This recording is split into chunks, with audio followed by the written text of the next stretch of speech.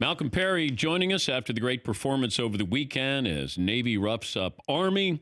And he became the fourth quarterback in FBS history to rush for at least 300 yards in a game. And he joins us now. Malcolm, congratulations. What is Monday like after the win against Army? Pretty sore for the most part. We still got exams and stuff going on, so everybody's pretty focused. But waking up this morning was a lot easier than it usually is. So. But what does the academy get? What do the midshipmen get because you beat Army? We find out here soon. After the game, the Don told us that we have something coming our way. So we're still looking forward to what that is, and we'll see. What do you want it to be? Some form of missing school. That would be nice. But other than that, I have no idea. What was the pregame speech, the locker room like? Just like any other game, we try to keep it as normal as possible. Just trying to let Coach Nehemiah trying to let everybody know, we got this. We practice all week. We deserve it. Just go out there and earn it. So. Yeah, but it's not another game, and you know that, and everybody else knows that. Right. It's not. It's not at all. You can tell that once you walk out the tunnel. There's however many fans. It feels like a million staring down at you. Lights, camera, action, everything. All the stuff that comes with it. And that's something that Coach Nehemiah focused on early on in the week in practice, just trying to make us feel comfortable with what's all going to be going on during the game. So for the most part, going into the game, I feel like the team was pretty comfortable, not letting all the distractions get to us. So we tried to keep it as normal as possible. How nervous were you? Extremely nervous. Probably the most nervous I've ever been for a game, seeing as though it was our senior year, last chance to beat Army. I was extremely nervous. Tried to hide it as much as possible from the team and everybody, but I was pretty nervous. Is there smack talk between the service academies during the game? Oh, every play. I try to keep out of it. But yeah, literally every play. What do they say to you? You may not respond, but what are they saying to you? I don't know what Army could be saying to you after that performance. A couple of things I don't know if I could say, but it's just football. Nothing out of character for any football team, but definitely more than usual. Explain this to me and the audience. Back in 2016, you made your debut in a game that I don't believe you dressed for. Mm-hmm. Was that the game against Fordham where you're in the stands cheering? You had played junior varsity that week. Right. So what happens? Right. On that Friday, I played in the JV game with the rest of the guys that weren't traveling or dressing for the first game of the season that year. And so it was my freshman year. Traveled over to the game with the rest of the team. Got to eat at the tailgate for the game. Was sitting in the stands, eating Twizzlers while the team was warming up. And got to watching the game. Saw that Tago unfortunately went down with an injury.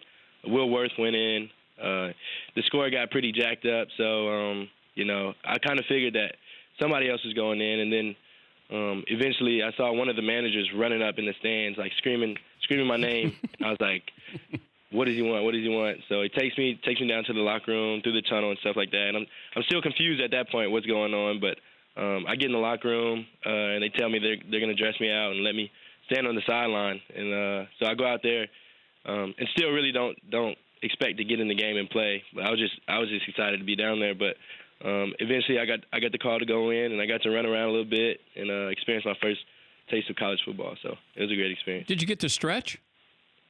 What is that? Oh, yeah, of course. Oh, okay. I get to stretch, yeah. Oh, all right. But you didn't want to play the position of quarterback when you first got to the Naval Academy, did you? I wouldn't say I didn't want to. I just had an option that I'd rather play. I'd rather play slot back. And they gave me the option coming in, which one I wanted to play. But eventually it got around to me coming back to playing quarterback, which, I wasn't the most excited about, but I didn't hate it. So eventually it got to the point where I'd rather play quarterback over anything. So I'm happy about that. I knew you grew up in Tennessee. How disappointed that the Volunteers didn't recruit you? Oh, extremely. That's like my dream school growing up. They could use you, Malcolm. I wish they would have, but I'm happy where I'm at now, and it's good. When you told your parents that you were going to Navy, they served in the Army, I believe, for what was that conversation like when you say to mom and dad, "Hey, I know that you're Army. I'm going to Navy." It was received a little bit better than I thought it would be.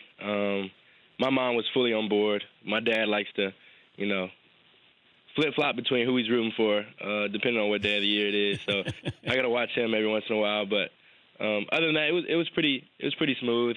They pretty much left it all up to me and where I felt most comfortable at. So I'm thankful for them, for sure. Are you a big deal on campus? I wouldn't say so. Like teachers, do they like professors get autographed? Like, I'm just curious what it's like for you, with a performance like that and walking on campus. Yeah, not much has changed. A lot more people saying hi, hello. A couple autographs here and there, yeah. But for the most part, I think they do a good job of treating me just like anybody else. So. We're talking to Malcom Perry, the Navy quarterback. I put you third on my Heisman ballot. I don't know if anybody told you, but I put Joe Burrow number 1, Chase Young number 2, and you number 3. And I had to turn in my ballot before your performance. So thanks. You made me look a lot better that, you had that great performance. But, trying to get any kind of, like, do you hope that you expect to get any NFL offers? Somebody curious about bringing you in to play? I feel like, if the opportunity presents itself, then I'm all for it. Like any other player in college that grew up playing football, that's something that they looked up to and they wanted to pursue. So I would be extremely grateful for the opportunity for sure. But you got a favorite team? The Titans, of course. Oh, okay. If the commandant comes in, do you have to hang up? If somebody comes in right now, do you have to? Yeah. Call attention on deck, stand at attention. You get in trouble? Have you gotten in trouble? No. I'm pretty good at staying out of trouble. What about, doing push? Like, how do they do stuff where you first got there? Did you get roughed up? Yeah, plebe summer is pretty rough. That's when they kind of break you down, introduce you to the military life. That's when everybody gets in trouble then. Because you really have no idea what's going on. Everybody's screaming at you. You're doing push-ups. You're running around in circles. And you kind of have no idea what's going on. But now that I'm a senior, now that I kind of see, what they put us through and why they put us through that, I'm pretty good at staying out of trouble, doing what I'm supposed to do, and making sure others are doing the same. And running the football. Yeah, a little bit. Quantitative economics is your major? Yes, sir. You're kind of showing off a little bit, aren't you? Not at all. Yeah. What are you going to do with that? I'm not sure. I just knew I was interested in business and money, and that was one of the biggest things for me is just majoring in something that I was interested in and possibly going to use in the future. So. Well, congrats. It was a lot of fun to watch you. And if the commandant comes in, you tell him, you give him the phone, and then I'll take over from there and say, no, you stand down. You stand down, sir. I'm not sure that'll work too well, but I'll try. I'm going to end up doing push-ups. But congratulations. That was a wonderful performance. You got Kansas State coming up in the AutoZone Liberty Bowl. That'll be at the end of the year, December 31st on ESPN. Thank you, Malcom, and thanks for a great performance. Thanks for having me. I appreciate it. And that's Malcom Perry. Good kid there. For more Dan Patrick Show, tune into Audience Channel 239 on DirecTV. Stream for free on BR Live or download the Dan Patrick Show app.